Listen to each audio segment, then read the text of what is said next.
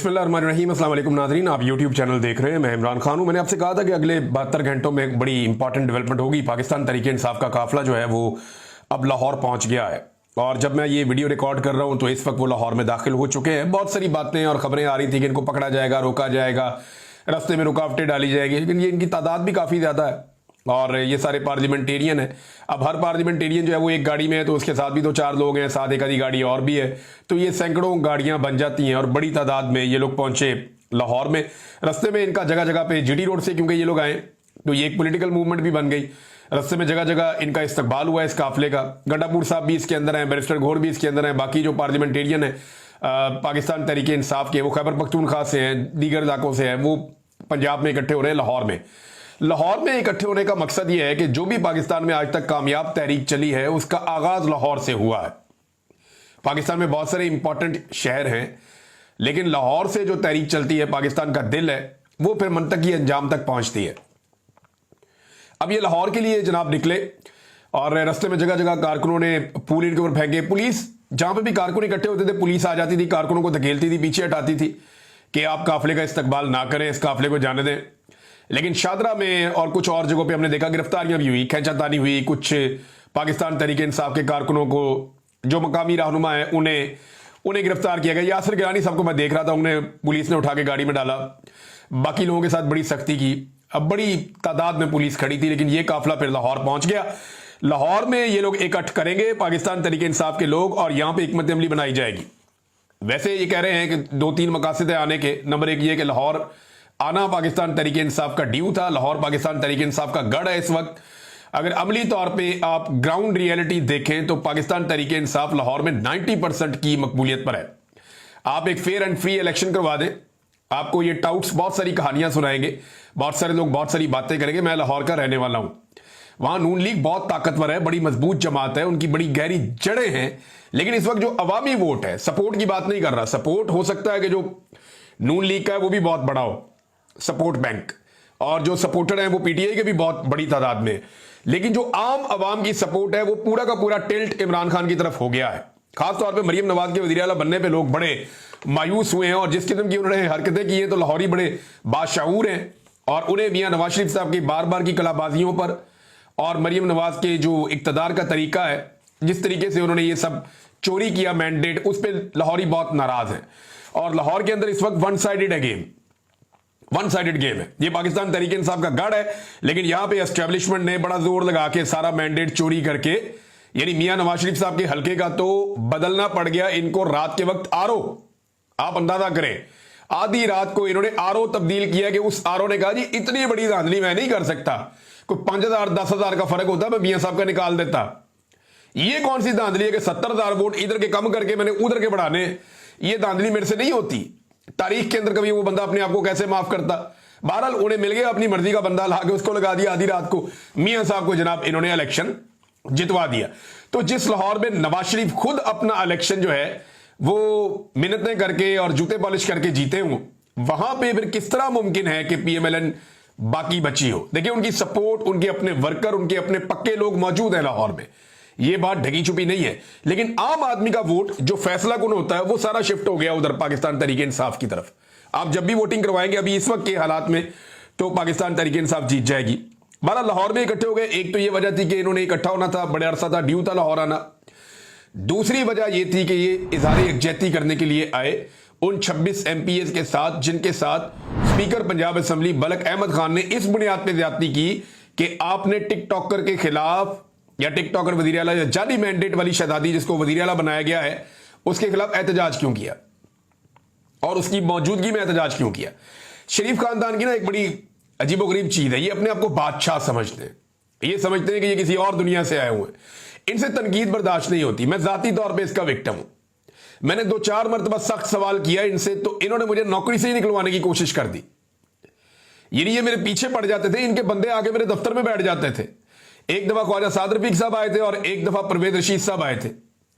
ये जनाब मेरे दफ्तर आके बैठ गए कि बंदा नहीं चाहिए।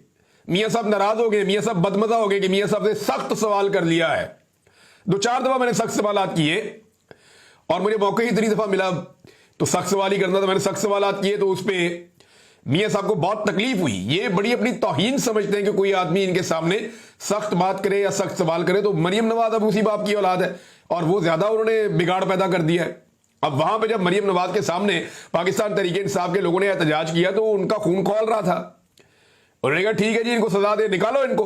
और स्पीकर बेचारे ने वो अपना आइन देखा, ना कानून देखा, ना दस्तूर देखा, ना रवायात देखी, कोई चीज नहीं देखी, उठा के बाहर फेंक दी बंदे कि जनाब 26 बंदे में फारिग कर रहा हूं। और हुकूमत की जानिब से एक बंदा भी फारिग नहीं किया। हालांकि हुकूमत के लोगों ने यह दावा किया कि जैसा हमारे साथ हुआ वैसा ही हमने भी किया, लेकिन पीटीआई के लोग फारिग कर दिए, पीएमएलएन के लोग फारिग नहीं किए। तो स्पीकर का इंतहाई मुतनाज़ किरदार है और ये तारीख के अंदर लिखा जाएगा। मलिक अहमद खान साहब को यह बात याद रखनी चाहिए कि जब जनरल बाजवा की तारीख लिखी जाएगी तो जनरल बाजवा को जो सबसे बड़ा एक जनरल बाजवा के साथ ताल्लुक रखने वाला या सौदेबाजी करवाने वाला या जनरल बाजवा को सियासत के अंदर पूरा सपोर्ट करने वाला जो एक एलिमेंट आएगा उसमें एक मलिक अहमद खान का आएगा। फिर एस्टेब्लिशमेंट के साथ डील करने के मामलात में आएगा, मलिक अहमद खान का नाम आएगा। तो मलिक अहमद खान को बतौर एक सियासतदान याद नहीं रखा जाएगा, एस्टेब्लिशमेंट के एक टूल के तौर पे याद रखा जाएगा जिसने एस्टेब्लिशमेंट के एक हथियार के तौर पे या एक टूल के तौर पे सियासतदान का भेस बदलकर काम किया। इनकी सियासी हकीकत होती थी, मैं ये मानता हूं।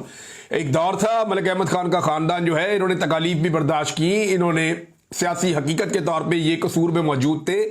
लेकिन जिस वक्त इन्होंने ये फैसला किया कि अब इन्होंने टाउट्स का रोल प्ले करना है या इस खानदान ने एस्टेब्लिशमेंट की बी टीम बनना है, तो तब से लेकर अब तक अब ये एस्टेब्लिशमेंट की तरफ से खेलते हैं।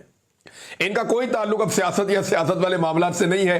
ये एस्टेब्लिशमेंट के दरवाजे पे बैठे रहते हैं और वहां से पैगाम रसानी करते हैं, इसके अलावा इनका कोई किरदार नहीं है।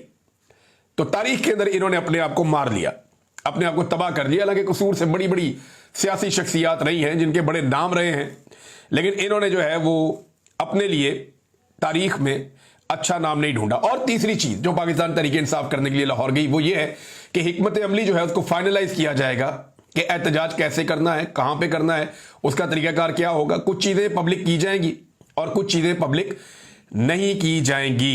तो ये है नाजरीन ये सारा मामला। नाजरीन एक चीज मैं आपको और बता देता हूं, मैं वो पेंडिंग है क्योंकि मुझे बहुत सारे लोग कह रहे थे इस पर आप बात करें।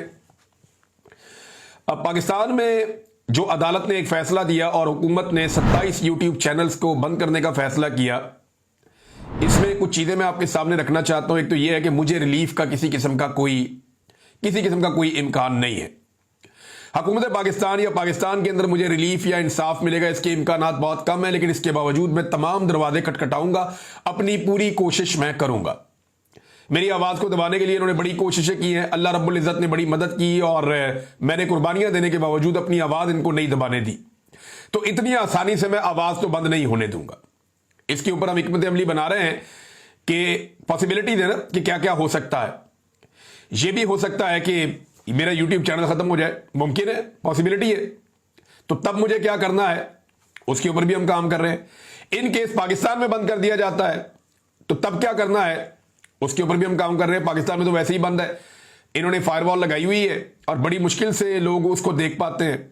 और जब मुकम्मल तौर पे अगर ये बंद करवाने में कामयाब हो जाते हैं तो फिर एक नई स्ट्रेटेजी बनानी पड़ेगी कि उसमें क्या करना है। तो मल्टीपल चीजें हैं जिन्हें हमें देखना पड़ेगा। अदालत क्या फैसला करती है, कैसे इंसाफ मिलता है, ये सारी चीजें मेरे सामने हैं। और जब भी कोई एक ऑर्डर होता है ना अदालत का, जब टेक्निकल बुनियाद पे उस ऑर्डर को फारिग किया जाता है तो सबकी हद में वो ऑर्डर फारिग हो जाता है। लेकिन यहां पे अदालत चुन चुन के बंदे बता रही है कि जी आज इन 2 का कर दिया, आज इन 5 का कर दिया। तो ये एक्चुअली मुझे पता है ये क्या हो रहा है और मैं अच्छी तरह जानता हूं। सिद्दीक जान ने मुझे पैगाम भेजा, उन्होंने कहा जी मैं अपनी जो अपील है वो वापस ले रहा हूं। मैंने कहा जी क्यों? कहते जी मैं इसलिए वापस ले रहा हूं कि ये नामुनासिब लगता है कि मैं अपना चैनल बचाऊं पाकिस्तान में रहते हुए, और जो आप लोग पाकिस्तान से बाहर हैं, साबिर शाकिर भाई हैं, दीगर लोग हैं, मैं हूं, आप लोगों के चैनल तबाह हो जाए, जो होगा सबके साथ ही होगा। तो मेरी सिद्दीक जान साहब से गुजारिश है कि आप जरूर अदालत से वहां जहां पे रिलीफ थोड़ा बहुत भी मिलता है आप रुजू करें, क्योंकि कोई तो आवाजें जो हैं वो बाकी रहनी चाहिए और आप बात करते रहे। और मैं इतने आराम से इनको करने नहीं दूंगा, पहले भी बड़ी कुर्बानी दी है, इस लड़ाई को लड़ेंगे और इतनी आसानी से अपनी आवाज बंद नहीं होने देंगे। अब नाज़रीन, लापता अफराद के हवाले से बात की थी कल चीफ जस्टिस ऑफ पाकिस्तान ने, और उनके साथ सारी की सारी कमेटी बैठी थी। तमाम हाई कोर्ट्स के चीफ जस्टिस साथ बैठे हुए थे, सुप्रीम कोर्ट ऑफ पाकिस्तान के चीफ जस्टिस भी बैठे हुए थे। वहां पे उन्होंने कहा कि हम बर्दाश्त नहीं करेंगे जबरी गुमशुदगियों को या लापता अफराद के मामले को, और इसके ऊपर जनाब ये करेंगे वो करेंगे, प्रेशर नहीं लेंगे। हालांकि आज भी लोग लापता होते हैं। आज की वीडियो देखें, उन्होंने कल कहा जनाब हम ये बर्दाश्त नहीं करेंगे, आज अदालत के अंदर से बंदा जो है वो अगवा हो रहा है। ये वकील साहब जा रहे हैं और वकील साहब कैमरे के अंदर मीडिया से बात कर रहे हैं, और ये पीटीआई के लोग हैं, और इनकी बैक साइड से एक बंदे आते हैं सादा कपड़ों में, एक बंदे को एक कमर से पकड़ता है, एक साइड से पकड़ता है, एक बंदा पीछे से धक्का देता है, घसीट के ले जाते हैं अगवा करके। अंदाजा करें आप, यानी सरेआम अदालत के अंदर से बंदा अगवा हो रहा है। कल चीफ जस्टिस ऑफ पाकिस्तान कह रहा है कि मैं जबरी तौर पे गुमशुदगियां लापता लोगों को नहीं होने दूंगा, और आज देखिए आप जबरी तौर पे सादा कपड़ों में लोग, ना कोई वारंट, ना कोई कागज, ना कोई पत्थर, ना दिखाया, ना अपनी शिनाख्त करवाई, ना ये बताया तुम्हारा जुर्म क्या है, बंदा पकड़ा, घसीटा, गाड़ी में डाला, ओ गए कैमरों के सामने अदालत के अंदर। ये चीफ जस्टिस साहब आपके इंसाफ के मुंह पे तमाचा है। कल जो आपने स्टेटमेंट दिया कमेटी बिठा के, सारे आपने हाई कोर्ट के चीफ जस्टिस से साथ बिठाकर कहा कि जबरी गुमशुदगियों के मामले पे हम किसी किस्म का कॉम्प्रोमाइज नहीं करेंगे। आज आपकी अदालत के अंदर से घसीट कर सादा कपड़ों में लोग एक बंदे को लेकर चले गए। देखिए गिरफ्तारी होती तो इसका कानूनी तरीका होता ना भाई। गिरफ्तारी में ये होता है कि बंदे को पहले बताया जाता है कि आपको गिरफ्तार करने लगे हैं, किस वजह से गिरफ्तार करने लगे हैं, तो मुकदमा सामने लाया जाता है, वकील वहां मौजूद है, बाकी सारे लोग मौजूद हैं। ये पाकिस्तान में अंधेर नगरी चल रही है, चलती रहेगी। बहरहाल इस पे लापता अफराद के हवाले से जुनैद अकबर साहब ने एक स्टेटमेंट दिया और कहा तमाम IG साहिबान को हमने लिखा कि हमें हमारे लापता कारकुनान की मालूमात या उनकी रसाई दी जाए, लेकिन हमें नहीं दी गई कि हमारे कितने कारकुनान जेलों में हैं, जिसके लिए हमने अदालत में रिट दायर कर दी है। यानी इनके बहुत सारे हजारों लोग गिरफ्तार हो गए थे, तो तहरीक इंसाफ लिस्टें जारी करती थी कि हमारे अब 50 लोग जो है अब तक लापता हैं। आखिरी जो इन्होंने लिस्ट जारी की थी उसमें 30 से ज्यादा लोग लापता थे तहरीक इंसाफ के 26 नवंबर के बाद। उसके बाद से तहरीक इंसाफ चुप है, किसी ने कोई बात ही नहीं की। इमरान खान साहब कहते थे ये जो लापता अफराद है इनके हवाले से अदालतों में जाकर रिट करो। जुनैद अकबर कह रहे हैं कि हमने जनाब IG को भी लिखा है, अदालत में भी रिट की हुई है, हमारे बंदों का कोई पता नहीं चल रहा। तो चीफ जस्टिस ऑफ पाकिस्तान ये बंदे ही आप बरामद करवा दें। आपके हाई कोर्ट के तमाम चीफ जस्टिस बैठे हुए थे, वो करवा दें बरामद। पूछ लें उन इदारों से जो उठाकर ले जाते हैं बंदों को, या ढूंढ कर दें कि ये बंदे कहां गए, जिंदा भी हैं या नहीं है। बहरहाल ये पाकिस्तान तहरीक इंसाफ के कारकुन हैं, तो इसलिए इनके लिए इस वक्त पाकिस्तान की अदलिया के दरवाजे बंद हैं और किसी किस्म का इंसाफ इनको नहीं मिलता। बेचारों को अच्छा खासा रगड़ा लगा के फिर इनके ऊपर कोई जज एहसान कर दे कि जनाब ठीक है अब आप बाहर आ जाएं, तो वो फिर भी जज का शुक्रिया अदा कर रहे थे, सर आपकी बड़ी मेहरबानी। नाजरीन एक और खबर, फजल रहमान साहब जो है वो एक ख्वाहिश का उन्होंने इजहार किया। वो जो उनकी ख्वाहिश है वो मैं आपको बता देता हूं कि फजल रहमान साहब ने एक्चुअली कहा क्या और गेम हो क्या रही है। देखिए फजल रहमान साहब ने कहा कि मेरी तरजीह है कि खैबर पख्तूनख्वा में तब्दीली आए, लेकिन जिस जमात की अक्सरियत है उसी में तब्दीली आनी चाहिए। इन्हीं कह रहे पाकिस्तान तहरीक इंसाफ के अंदर दोबारा से जैसे पहले बनाया था ना राजा रियाज और बाकी ये बहुत सारे लोग इकट्ठे करके, फैसलाबाद से कोई थे, कोई जंग से थे, कोई इधर उधर से थे, ये सारे बंदे इकट्ठे करके पहले लोटे 20 बना के तो इमरान खान की हुकूमत गिरा दी थी और एक नई हुकूमत बना ली थी। अब वैसे ही वो चाहते हैं कि पाकिस्तान तहरीक इंसाफ खैबर पख्तूनख्वा जो है उसके अंदर एक रखना डाला जाए, उसको तोड़ा जाए और उसका फायदा उठाया जाए, अंदर ही एक तब्दीली लेकर आए। फजल रहमान साहब ये चाहते हैं। लेकिन गंडापुर साहब एक बात कहते थे कि फजल रहमान पे एतबार नहीं किया जा सकता क्योंकि इनका बाप भी इन पे एतबार नहीं करता था और वो ये कहता था कि इसके सामने मैंने बात नहीं करनी, ये मेरी बातें सुन के जाके बताता है एजेंसियों को। ये गंडापुर साहब की बात बड़ी मायूब लगती थी, लेकिन अब कुछ चीजें जो हैं वो बड़ी अजीब तरीके से सामने आ रही है। फजल रहमान साहब, मैं आपको एक बात बता दूं जो मेरे पास इंफॉर्मेशन है उसके मुताबिक, और ये फजल रहमान साहब की पार्टी के लोग भी जानते हैं और वो खुद भी कहते हैं, और मेरे पास जो इंफॉर्मेशन है वो फर्स्ट हैंड है।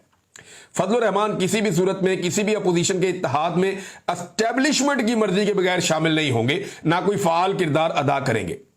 अगर एस्टेब्लिशमेंट शामिल हो जाए या एस्टेब्लिशमेंट जो है वो चाहेगी तो वो कदम उठाएंगे।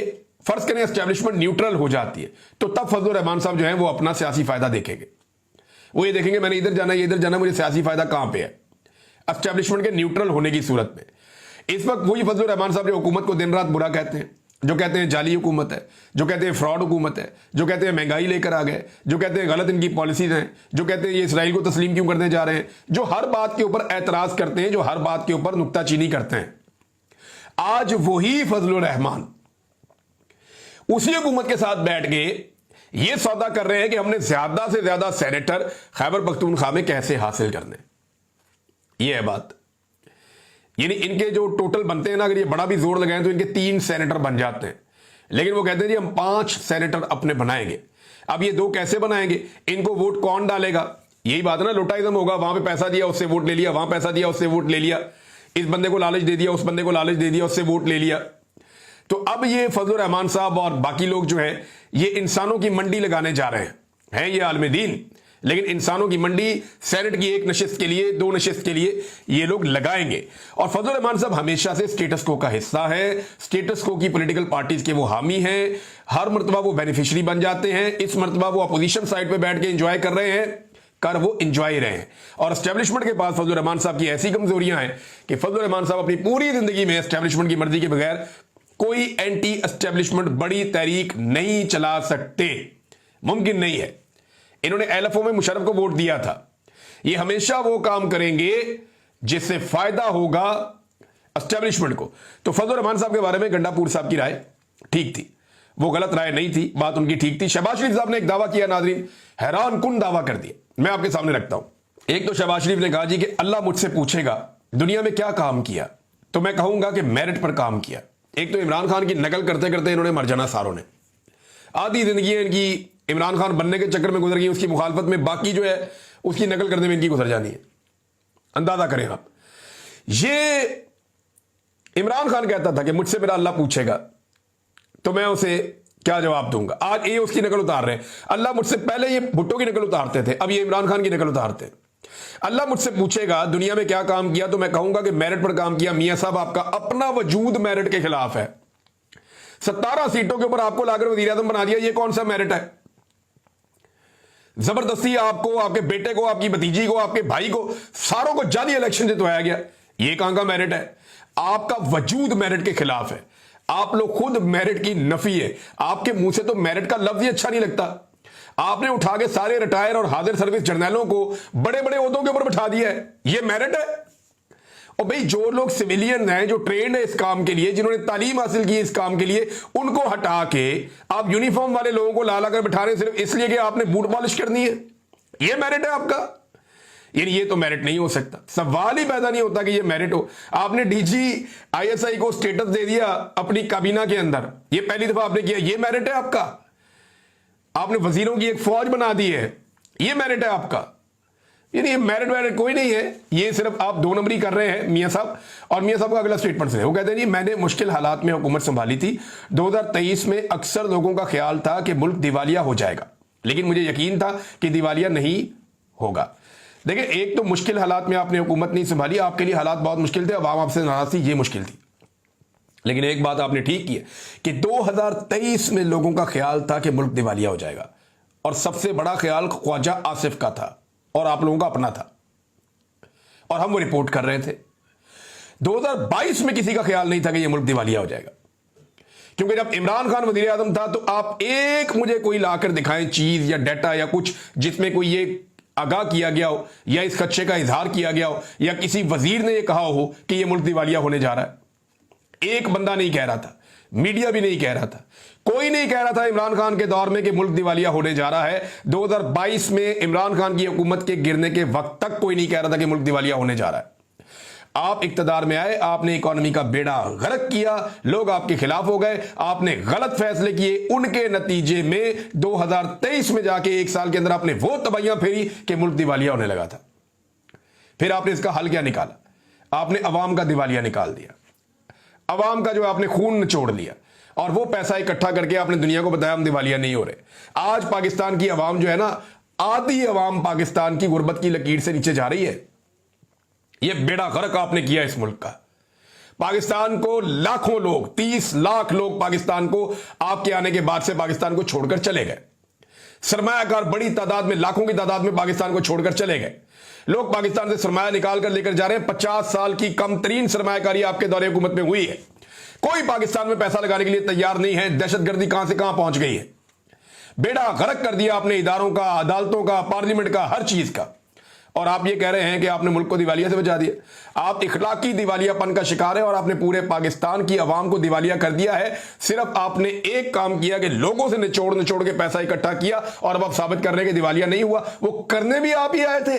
कर भी आप ही रहे थे और बचाया पाकिस्तान की आवाम ने है। आवाम ने कीमत चुकाई है दिवालिया से बचने की। आपकी तो फैक्ट्रियां चल रही हैं, आपके बच्चों के तो काम चल रहे हैं, आपके तो ठेके बांटे जा रहे हैं, आपके मामला तो आज भी कंट्रोल्ड है। पाकिस्तान के बाहर अंदर हर तरफ आपकी चीजें, आपकी तो मौजें ही मौजें हैं। इलाज आज भी आप लोग पाकिस्तान से बाहर जाके करवाते हैं। आपके स्विमिंग पूल में तो गर्म पानी मौजूद होता है नहाने के लिए। आप तो एक लग्जरी लाइफ गुजार रहे हैं।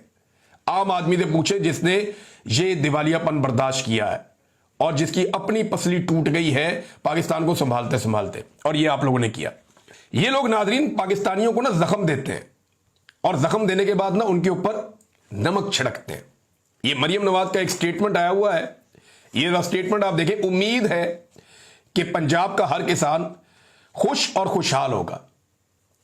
यार ये स्टेटमेंट है देने वाला। पहले किसान की कमर तोड़ दी, गन्ने के किसान का बेड़ा गर्क किया, गंदम के किसान का बेड़ा गर्क किया इन्होंने। किसानों की कोई यानी कपास, इन्होंने तारीखी सतह पे कपास नीचे चली गई है। पूरी की पूरी किसान की मईशत तबाह कर दी है। किसान एहतजाज करने के भी बेचारे काबिल नहीं रहे कि वो डीजल डाल के गाड़ियों में एहतजाज करने के लिए लाहौर आ जाए। कई लोगों ने अपनी फसलों के ऊपर हल चलाए हैं, ऐसा भी हुआ है। किसान का बेड़ा गर्क करके उसको मुकम्मल तौर पे तबाह करके ये खातून कह रही है कि उम्मीद है कि पाकिस्तान का हर किसान खुश और खुशहाल होगा। हद नहीं हो गई।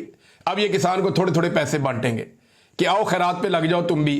तुम्हें कोई हक नहीं है कि तुम अपनी मेहनत करके कमाओ और मेहनत से पैसा बनाओ और तुम्हारी सब्जी, तुम्हारा अनाज मार्केट में जाके बिके और तुम उसके जरिए से खुशहाल हो जाओ। ये तुम्हें कोई हक नहीं है। हमने खुशहाल करना है गैर मुल्की किसान को जिसकी गंदम हमने इंपोर्ट करनी है। हमने गैर मुल्कियों को खुश करना है, हमने ताजर को खुश करना है, हमने मिडल मैन को खुश करना है, हमने किसान को खुश नहीं रहने देना। किसान की गंदम पड़ी रही, खरीदने वाला ही कोई नहीं था। वो बेचारे ने नुकसान के अंदर गंदम बेची है। ये कह रहे हैं जी खुशहाल हो गया किसान।